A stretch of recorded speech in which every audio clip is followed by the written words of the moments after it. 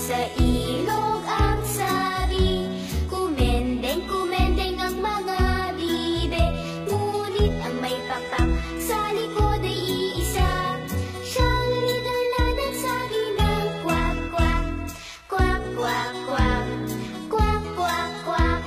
Siyang leader na nagsabi ng kwak, kwak.